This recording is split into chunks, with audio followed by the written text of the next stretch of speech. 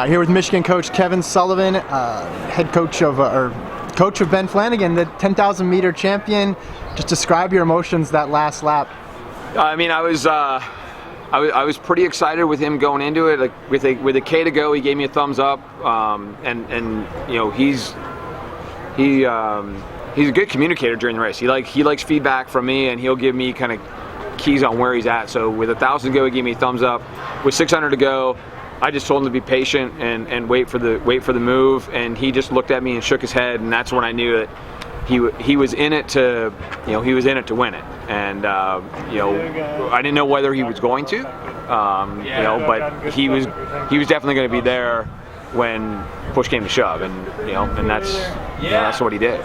Emotionally though, what was it like as a coach? Oh, it was unbelievable because I got asked by somebody else, and I look back at 2 years ago, Mason Fairlick won, but he came in here ranked as the #1 guy in the country, and it was a huge moment for him and for me. It was super exciting. Obviously, this one was a lot different because Ben came ranked in 23rd out of 24 guys, and I don't think anybody on any form chart would have picked him to win. But the way he's run both the conference meet and the regional meet, we knew. I was very confident that he was at the very worst going to be first team All-American. So, I think we surprised, or not we, I shouldn't say we. He surprised a lot of people, but he didn't surprise me. Mm-hmm. Did you have an idea of what type of race would be best for him? Well, that's one of the things we talked about because he qualified to the preliminary round of 29:33, which was kind of a rough race, being his first race off of his injuries.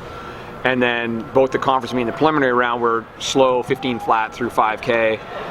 And the way he was closing, the guys he was competing with, we knew he was fit and ready to run mid-28s, but he hadn't been in that zone yet. And so the biggest thing we talked about is if it goes fast early, you just got to understand that it's going to be, you're going to feel that burn from farther out. And as long as you're willing to commit to suffer a little bit there, more so than you have the last two races, and you're going to get to a good spot where you're going to be competitive again over the last K. So, he managed that first K when the Alabama trio were going crazy out there, and he managed where he was at. He kept himself composed and close enough that he could move himself into the group, and then everything settled down. And once it settled down, he was totally composed, and it was just.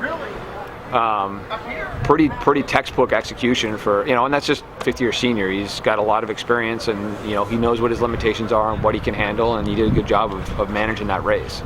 At the Big Ten meet, he ratcheted it down the last 1,200. Classic sort of negative split close. Yeah. And when I talked to him afterwards, he said, I was confident because we did a workout that mimicked those entire splits. So he seemed to be very comfortable with the long drive. But did you think he was capable of just a ferocious last 50-meter kick? Well, we've touched a little bit.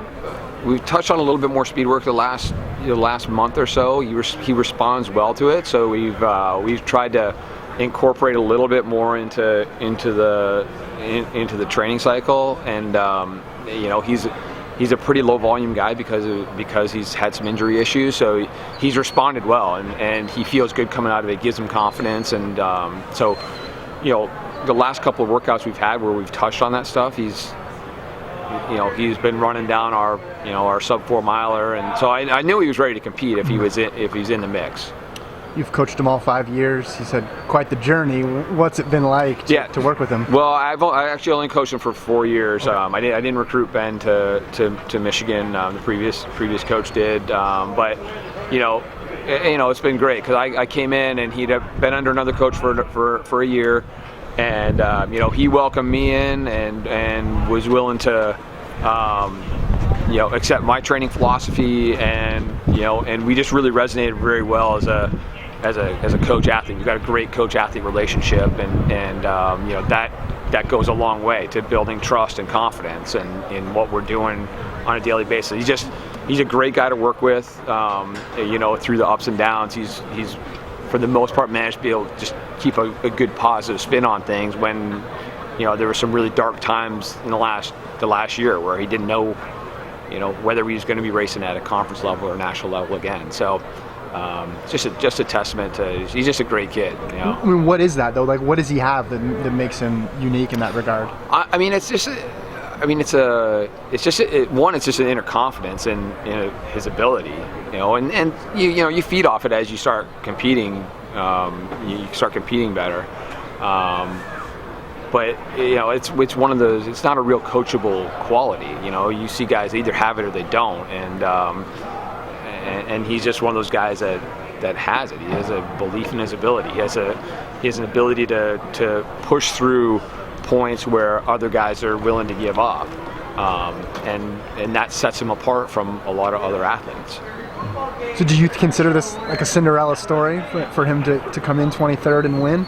Oh, for sure. Yeah. I mean, based on where he was ranked this year, based on his PR, he was 23rd out of 24th. Any way you look at it. So I think, yeah, definitely a Cinderella story. I mean, he's a kid. He missed most of February, the last half of February and the beginning of March to injury. He missed most of January with injury. So he's had 2 months of compromised training in the last 6 months, and so to come out here and win this thing, like with what he's gone through, you add on that. I mean, he's in a really demanding grad school program right now. It's he's working out at 7:30, 8 o'clock in the morning, or doing his runs at 8, 9 o'clock at night. It's like he's just. It's unbelievable what he's had to go through to get to this point. So it couldn't be a more fitting championship for a more fitting athlete. Congrats, Coach. Thank you on the win. Yeah, appreciate it. It was a thrilling one to watch. Yeah, no, that was exciting. Best of luck the rest of the meet. Thank you, appreciate it.